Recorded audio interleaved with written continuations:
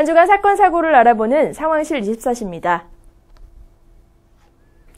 3월, 새 학기, 겨울잠 자던 개구리가 놀라서 깬다는 경칩. 이들의 공통점은 뭘까요? 바로 시작이 아닐까 싶은데요.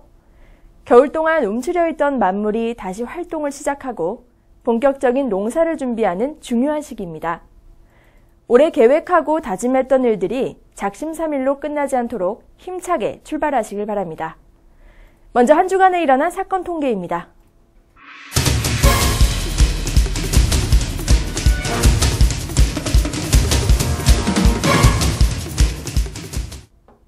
3월 첫날 발생한 사고입니다.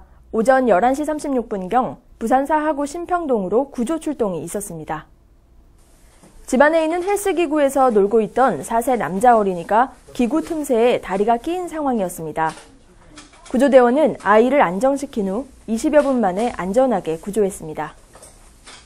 어린이 사고는 보통 야외에서 더 많이 발생한다고 생각하기 쉬워 야외 사고 예방에만 주의를 기울이는 경우가 참 많은데요.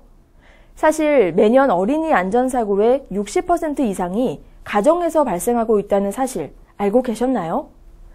그럼 가정에서의 안전사고 예방법에 대해 알아보겠습니다.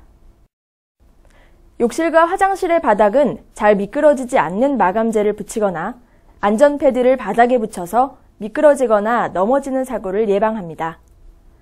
주방에는 화재 경보기나 가스 누출 경보기 등을 설치하고 부엌칼이나 가위같이 날카로운 물건이나 무거운 병은 아이의 손이 닿지 않는 곳에 보관하는 것이 좋습니다.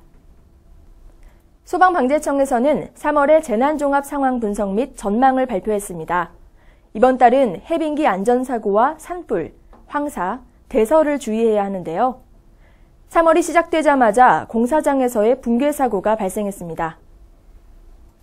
3월 2일 오전 9시 10분경 서울 중구 순화동의 철거 작업장에서 발생한 사고입니다.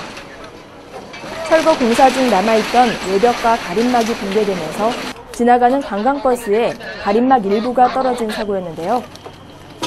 버스에 타고 있던 일본인 관광객을 포함한 29명은 구조대원에 의해 안전하게 구조됐습니다. 3월은 본격적인 해빙기가 시작되는 시기입니다. 최근 6년간 해빙기로 인한 전체 사상자 39명 중 35명이 건설 공사장에서 발생한 것으로 나타났습니다. 이처럼 인명피해가 많은 건설 공사장에서는 각별한 주의가 요구됩니다. 그럼 해빙기 공사장에서의 점검 사항들을 짚어보겠습니다.